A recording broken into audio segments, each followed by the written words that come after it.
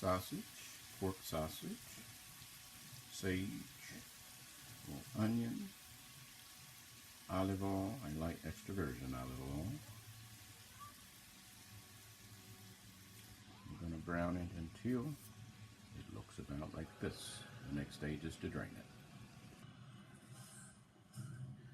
Assembly begins with a clean, deep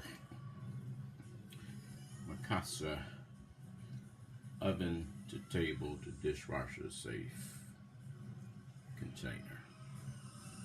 I like to add a layer of extra virgin olive oil, as well as a fresh Roma tomato marinara sauce. The olive oil actually helps in the release of the pasta from the edges of the container. With plenty of overlapping, I now like to add a base layer of pasta mixed both wheat and white, a layer of meat, a layer of vegetables, fresh cut onions and green peppers, and then ultimately a layer of pasta again.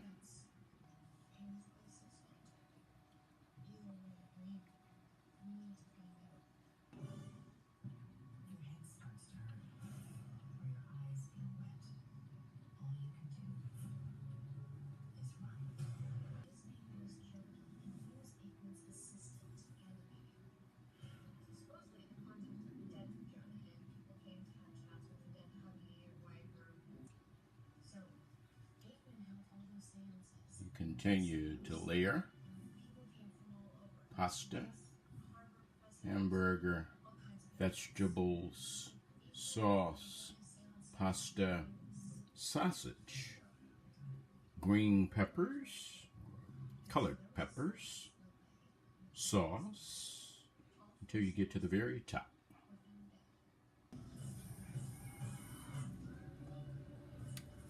Let's get closer to the top. I like to add my seasonings to include parsley, basil, garlic, salt, pepper, just a tad bit of oregano. Gives a great Italian flavor, and because it's at the top, it actually bathes all of the layers below with the very potent smell of spices and the taste of spices. And again, covered with a layer of marinara. We're finally going to add the top layer of pasta, the final layer of pasta, and ultimately then our mozzarella and Parmesan cheese. Just a hint about this particular phase, you'll see that I used mix and matched pieces of pasta to cover the entire top of the lasagna. And part of this is done because I like to then press the lasagna down, removing any air spots or any voids, and making sure that every spoonful of lasagna will be full of all the ingredients that we have. Again, you'll see sauce oozing from the top. Now I'm going to add a final layer of sauce as well as olive oil. I'm going to let it cook, and then in the last 20-25 minutes I'm going to add my mozzarella cheese, and ultimately I'll let you see that process. Alright guys, here we go. I tend not to like dry lasagna. It's a lot easier, given that all the pasta was completely al dente, to dry the lasagna, dehydrate the liquids, intensify the tomato flavor as it cooks, and end with a consistency that is fantastic, with all layers being equally potent and flavorful, than it is to actually add liquid and flavor to the end of your lasagna. So I prefer to, again, a little bit extra. I'm going to show you that cooking process, and we'll see how it goes.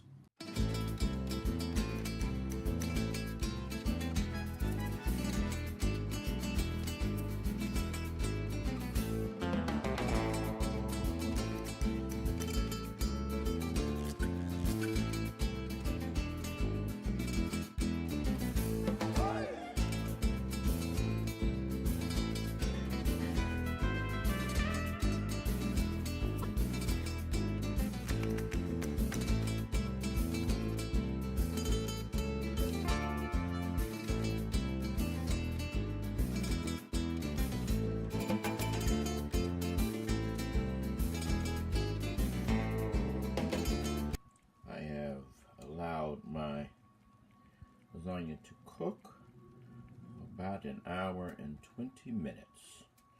It dehydrated and concentrated the flavors. And now I'm adding on my mozzarella cheese. I'll give it another 4 or 5 minutes, and then a little bit on broil to brown, and it'll all be finished. Okay. I've just taken the lasagna out of the oven, and what you see is just plain goodness.